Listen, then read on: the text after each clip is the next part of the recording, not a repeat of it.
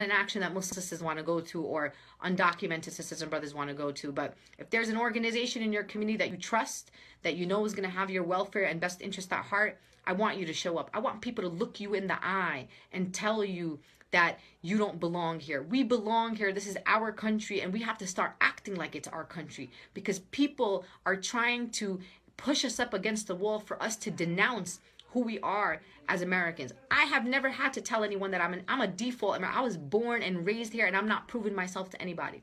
So I hope that you find the moral courage in your heart to stand up for not just you and your family, but for all of us.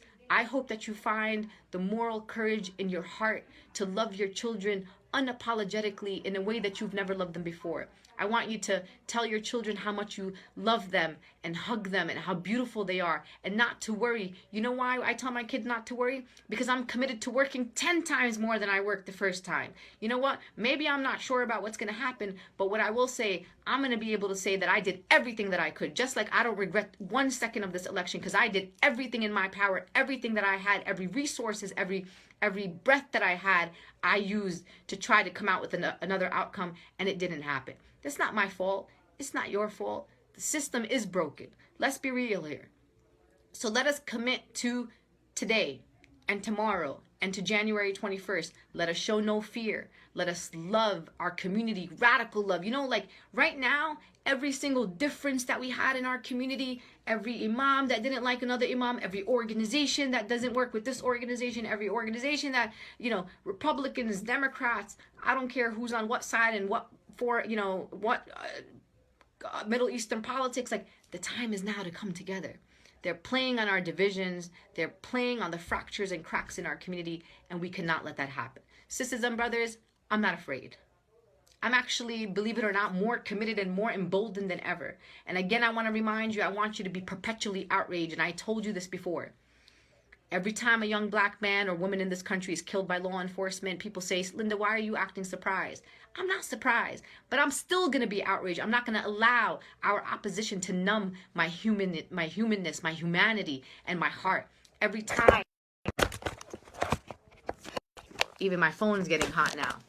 I want to be able, sisters and brothers, to always be outraged when bad things are happening, when injustice is happening around us. That is how you stay human. I want you to be sad when bad things happen. I want you to be outraged. I want you to be, you have emotions, use your emotions, okay? I want you to also motivate and encourage each other. And in the movement, in the Black Lives Matter movement, there's a chant that we do.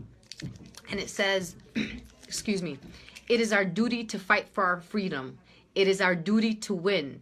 We must love and support one another. We have nothing to lose but our change. Sisters and brothers, you may believe that you have a lot to lose, but there are going to be some of us that are going to have to make a decision if we're ready to lose whatever it is that we're going to lose for our liberation and for the dignity and respect of our communities.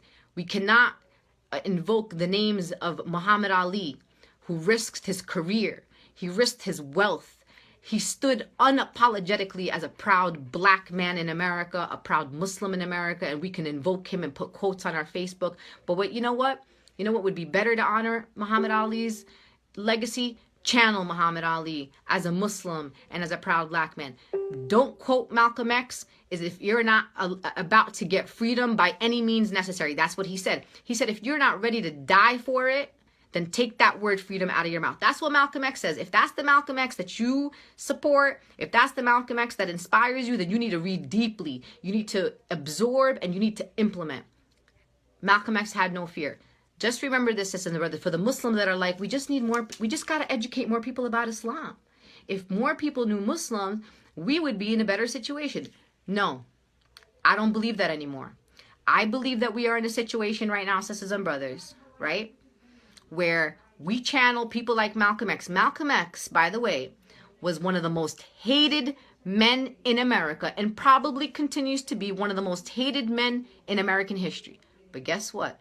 He was one of the most respected men in America. So I call on you, my Muslim sisters and brothers, saddle up, get ready, and let's start demanding respect and stop appeasing and engaging in respectability politics that has brought nothing to our community, but has actually framed us as a tool for countering terrorism. We have been only talked about being on the front lines of countering terrorism, there got to come a day when someone says, Linda, she happens to be a Muslim, but she cares about education and immigration. She's a woman that cares about her community. She cares about environmental justice. She just happens to be a Muslim. That's the day that I'm looking forward to. So anyway, keep your head up, sisters and brothers. I love you all for the sake of Allah. I'm here for you. I want you to know that I'm good. I'm good. I'm just more committed. My mind is going. I'm thinking of strategies, tactics, what we got to do next. We got to formulate a plan and we got to execute that plan. That's all I am. That's all I'm thinking. So if you see a delay for me, I don't want you to think that Linda's crying in a corner somewhere. I'm going to stay sad. I'm still disappointed. I'm not going to lie to you. But I want to have strategy. If you have an idea to share with me, if you have a master plan, if you want to get in on this, if you want to organize, if you've never organized and you want to organize, this movement is open to you. Our future generations of Muslims and non-Muslims are counting on you. My question to you is, are you going to be a hero in history, or are you going to be the coward in history? I'm trying to be a hero. I'm trying my best. And at the end of the day, especially Muslims, we are taught two things. I mean, we're taught a million things, but I'm going to pick two things right now. With hardship comes ease. I believe that. And I know many of you have been through many traumatic situations, and alhamdulillah, you got out of those situations. And after your hardships, you have experienced ease, right?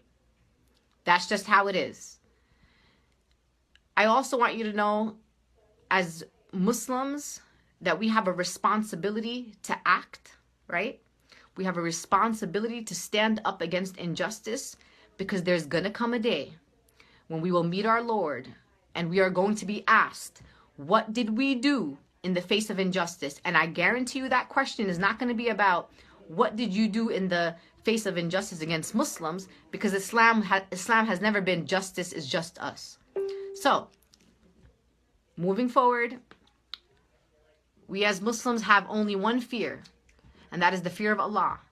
And if there's any other fear in your hearts, let's get through this together spiritually, mentally, emotionally. Let's love each other. Let's heal. If you need a break, for the organizer friends I have out here, if you need a break, take one. Tell me that you need a break, and I'll make sure that every other organizer in the U.S. knows that you need a break and not to contact you. If you need someone to talk to, if you're feeling down and out, if you feel burnt out, take a break. No one's going to say you left the movement. No one's going to say you don't care about the community. You are and must invest in yourself, because we need you out here. So anytime you're tired, just let us know that you're tired, and we're going to let you rest. So I love you all. Keep your head up. Tell your kids we got them. I am ready to lay myself on the line. Like, my body is on the line right now if I have to get to that situation. So, assalamu alaikum, everyone. Love you all. And inshallah, I'll come back soon.